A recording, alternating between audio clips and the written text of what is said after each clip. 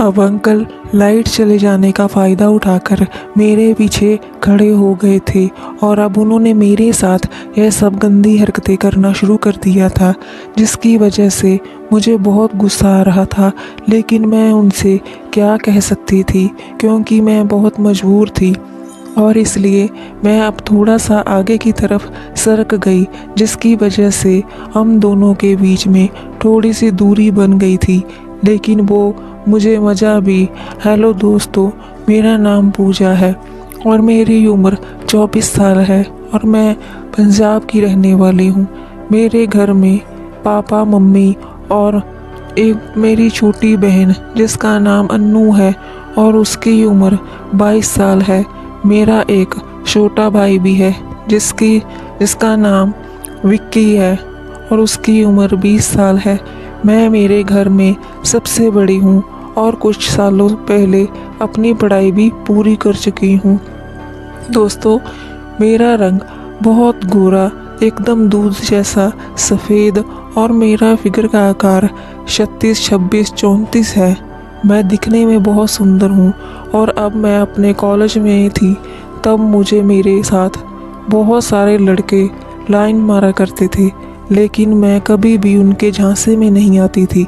और वैसे मेरे वहाँ पर बहुत सारे पक्के दोस्त भी थे और उनकी नज़रें हमेशा मुझ पर टिकी रहती थी।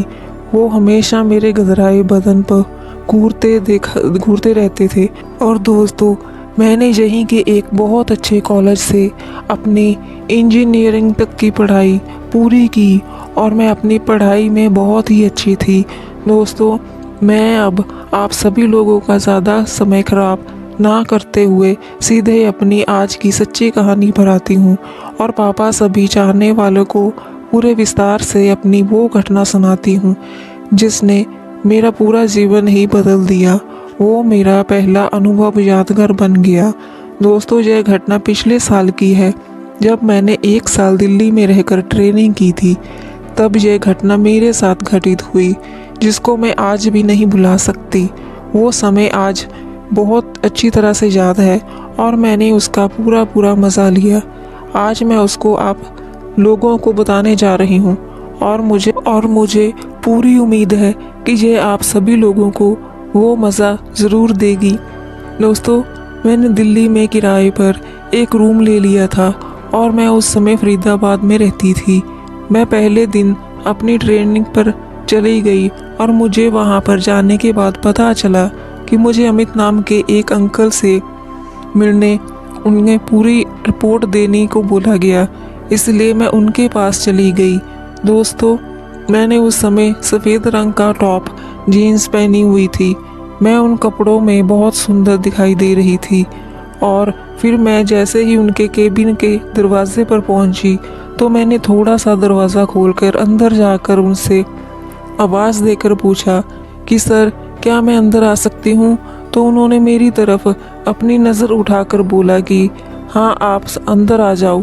और फिर मैं उनके कहते ही तुरंत अंदर चली गई और अब उन्होंने मुझे करीब 5 मिनट तक ऊपर से नीचे तक लगातार घूर कर देखा। वो मुझे ऊपर से नीचे तक लगातार अपनी आँख अपनी खा जाने वाली नज़र से देखते रहे और उनका ऐसे देखने का तरीका बहुत अजीब सा लगा। मैंने अपनी नज़र शर्म से नीचे झुका ली थी और फिर कुछ देर बाद वो मुझे देखकर मुस्कुराने लगे और अब उन्होंने मुझसे पूछा, क्या काम है? सर, मैं यहाँ पर ट्रेनिंग के लिए आई हूँ और मुझे बताया गया है कि मैं सबसे पहले आपसे ही मिलूँ। अंकल, ओ तुम्हारा यह बहुत अच्छा विचार है।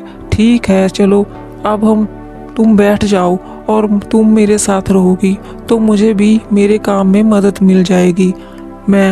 हाँ सर, आप भी जो काम मुझसे बोलेंगे मैं वो भी करूँगी। आपको कभी किसी काम के लिए मना नहीं करूँगी। अंकल शरारती हंसी हंसते हुए बोले, क्या तुम कुछ भी करने के लिए तैयार हो? दोस्तों, मुझे मुझसे यह बात पूछने का तरीका और उनके चेहरे की वो हंसी बहुत अजीब लग रही थी। शायद मैंने भी उनसे ना समझते हुए उनको ऐसा जवाब दे दिया जिसका मतलब उन्होंने गलत निकाल लिया था और उसी बात को सोचकर वो मुझसे ये सब बोलने लगे थे। हाँ, आप जो भी काम बोलेंगे वो सब। अंकल, हाँ हाँ ठीक है, अब तुम मुझे ये बताओ कि तुम्हारा नाम क्या है। मैं, सर मेरा नाम प्रिया है। अंकल, ठीक है जो मैडम। पूजा जी, अब आप मुझे बताइए कि आपकी क्या रुचि है। मैं, सर जी मुझे घूमना फिरना और गेम खेलना बहुत अच्छा लगता है। वैसे मुझे भी काम अच्छे लगते हैं और लेकिन मेरी उनमें ज़्यादा रुचि नहीं है। अंकल, चलो अब ये बताओ कि क्यों तुम कौन कौन सी गेम खेलती हो और तुम्हें कौन सा खेल पसंद है।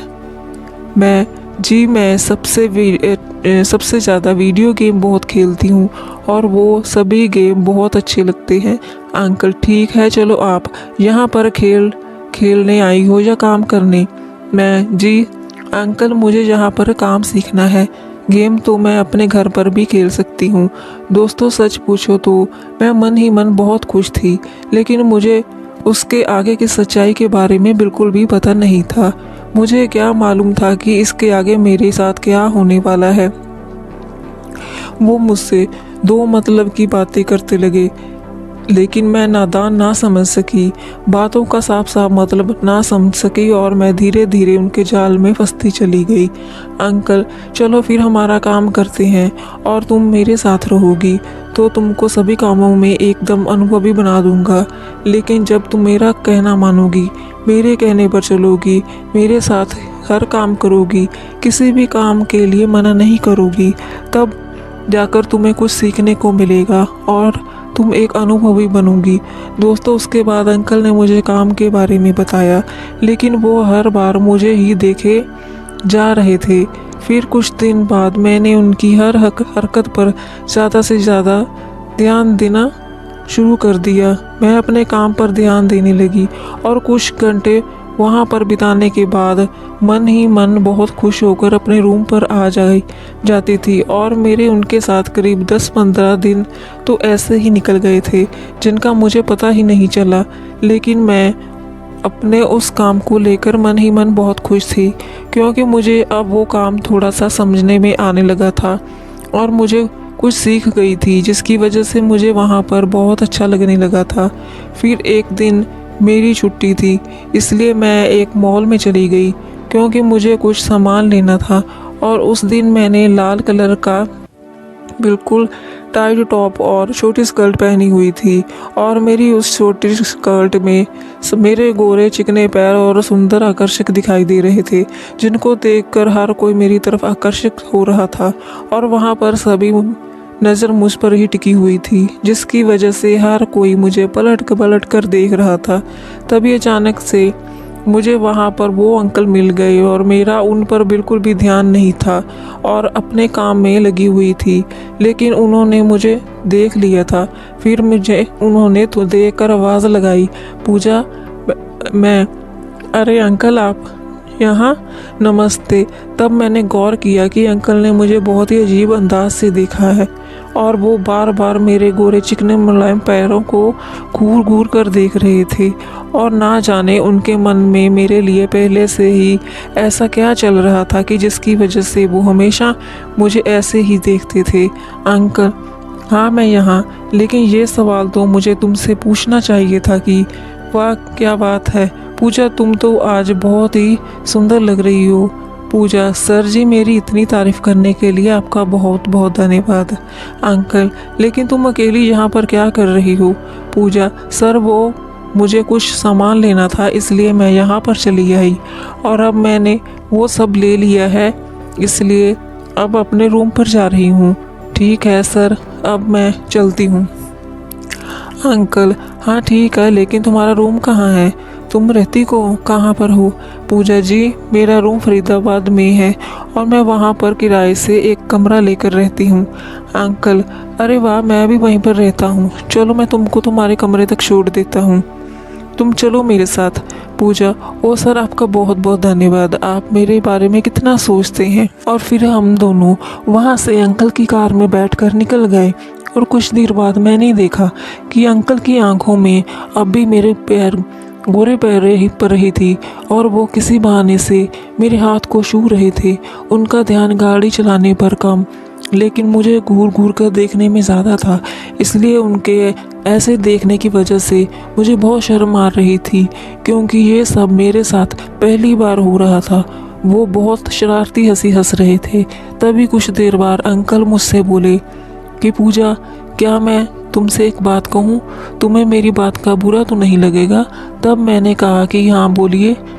और तब अंकल ने मुझसे कहा कि तुम्हारे यहाँ पर तुम्हारे ये पैर बहुत गोरे और सुंदर आकर्षक हैं। फिर मैंने उनसे बोला कि सर, मेरी इतनी तारीफ़ करने के लिए आपका बहुत बहुत धन्यवाद। और फिर हम दोनों बातें करते करते मेरे रूम तक पहुंच गए थे, लेकिन उनका मुझे देखना अभी भी बंद नहीं हुआ था। पूजा, सर जी आप मेरे साथ चलिए ना, चाय पीकर चलना, और आपका ज़्यादा समय ख़राब नहीं करूँगी। अंकल, हाँ चलो ठीक है, पूछने के लिए धन्यवाद। दोस्तों, मेरा रूम तीसरी मंजिल पर था, इसलिए हमने लिफ्ट ली, और जैसे ही हम दूसरी मंजिल पर पहुंचे थे तो अचानक से लाइट चली गई और मैं बहुत डर गई थी। पूजा, ओ भगवान, लाइट चली गई, अब क्या होगा? अंकल, डरने की कोई बात नहीं है, अभी आ जाएगी। और तुम इतना क्यों डर रही हो? मैं हूँ ना तुम्हारे साथ। पूजा, हाँ सर, ठीक है। अब अंकल लाइट चले जाने का फ़ायदा उठाकर मेरे पीछे आकर खड़े हो गए, और अब उन्होंने मेरे साथ यह सब गंदी हरकतें करना शुरू कर दिया था, जिसकी वजह से मुझे बहुत गुस्सा आ रहा था। लेकिन मैं उनसे कह क्या सकती थी, क्योंकि मैं बहुत मजबूर थी, और इसलिए मैं अब थोड़ा सा आगे की तरफ सरक गई, जिसकी वजह से हम दोनों के बीच में थोड़ी सी दूरी बन गई थी। लेकिन मुझे मज़ा भी दे रहे थे। अब मैं उनके साथ मज़ा लेने लगी थी। फिर करीब 5 मिनट ये सब होने के बाद लाइट आ गई, और पूजा, ओ भगवान का शुक्र है कि लाइट आ गई। अब अंकल ने एकदम से पीछे हट गए। अंकल, हाँ जो भी हुआ ठीक ही हुआ। पूजा, अंकल अभी मुझे कुछ चुभ रहा था, पता नहीं वो ऐसा क्या था, लेकिन मुझे बहुत अजीब लगा। अंकल, सांप होगा? पूजा, हाँ ठीक है, वैसा ही था। फिर हम रूम के अंदर पहुंचे, लेकिन तभी अंकल का फ़ोन बजने लगा और अंकल ने बात करना शुरू कर दिया। फिर उनकी बात ख़त्म होने के बाद उन्होंने मुझसे कहा कि मुझे अब जाना होगा, कुछ ज़रूरी काम है, और मेरे साथ कुछ मिनट ही रुककर वापस चले गए। फिर उसने अगले दिन में अपने ऑफिस चली गई, और आज मैंने सफ़ेद कलर का टॉप जीन्स पहना हुआ था और लंबी स्कर्ट पहनी हुई थी। जब मैं अंकल के कैबिन में पहुंची तो अंकल ने मुझे देखा और मुझे लगातार देखते ही रह गए। मैंने उनसे बोला कि अंकल, आप मुझे ऐसे घूर घूर क्या देख रहे हैं, क्या खा जाओगे? फिर मैं अपने काम में लग गई, और मैं बहुत मन लगाकर अपना काम करती थी, लेकिन मुझे कुछ समझ में नहीं आ रहा था। इसलिए मैंने अंकल से कहा कि प्लीज़ आप मुझे बता दो, ये मुझे समझ में नहीं आ रहा है। उस समय मैं कंप्यूटर पर पूरी झुककर खड़ी हो गई थी। तभी इतने में किसी ने आने की आवाज़ आई और हम अलग हो गए और फिर काम करने लगे। फिर शाम को अंकल ने मुझसे कहा कि मेरी कल की चाय तुम्हारे ऊपर बाकी है, क्योंकि आज मिलेगी या नहीं? पूजा, हाँ सर, क्यों नहीं, आप मेरे साथ ज़रूर चलिए। फिर हम दोनों ने उनकी कार में मेरे रूम के लिए चले गए। कुछ देर बाद हम रूम पर पहुंचे और मैंने उनके लिए चाय बनाकर अंकल को दे दी और कहा कि आप बैठकर चाय पी लीजिए, मैं अभी अपने कपड़े बदल कर आती हूँ। फिर मैंने दूसरे कमरे में जाकर जल्दी से एक सफ़ेद रंग का टॉप पहन लिया। तब अंकल ने अपनी चाय ख़त्म कर ली थी और अब उनके सामने गई तो वो मुझसे देखते ही रह गए। वो कभी मेरे भूरे रंग के साफ साफ नज़र आ रहे थे, उनको देखते, और कभी मेरे गोरे गोरे पैरों को, और मुझे एकदम चकित होकर खा जाने वाली नज़रों से देख रहे थे। मैंने उनसे कहा कि चलो हम बालकनी में चलकर बातें करते हैं, वहाँ पर हमें बाहर की खुली हवा भी मिलेगी। और फिर अंकल मेरे पीछे पीछे आ गए। मैंने अपनी चोर नज़र से पीछे की तरफ देखा कि अंकल मेरी मटकती हुई देख रहे थे। फिर मैं बालकनी में आ गई और अंकल पीछे पीछे खड़े हुए थे और अब भी लगातार मेरे पैरों को देख रहे थे। अंकल, यार पूजा, सच कहूँ तो तुम बहुत सुंदर हो। पूजा, मेरी तारीफ करने के लिए धन्यवाद। अंकल, दोस्तों अब अंकल इतना कहकर सही मौका देखकर थोड़ा और आगे आ गए थे, क्योंकि मैं इतना भी सब होने के बाद भी इनकी किसी भी हरकत का बुरा नहीं मान रही थी, और ना ही मैंने अब तक उनसे कुछ कहा था। मेरी तरफ से विरोध ना होने की वजह से इस बात का उन्होंने पूरा फ़ायदा उठाना चाहा, और मैंने मुस्कुराते हुए उनसे कहा, पूजा अंकल, यह सब आपका है, बहुत बेशराम लगता है, कभी भी आ जाता है। अंकल, हाँ मुझे भी ऐसा ही लगता है, लेकिन वो इसलिए आता है क्योंकि इसका बिल नहीं मिल रहा है। पूजा, और अगर इसको उसका बिल मिल जाए तो ये क्या करेगा? अंकल, कुछ नहीं, बस बिल के अंदर जाकर खुशी से नाचेगा, गाएगा और खुशी से झूम उठेगा। अंकल, पूजा आज तो ये सांप एकदम पागल हो गया है। पूजा, हाँ मुझे भी लगता है आज ये बिल में जाकर खुश कर ही रहेगा। अंकल, वाह पूजा, ये बिल तो एकदम साफ है, लगता है यह पहले से ही तैयार है।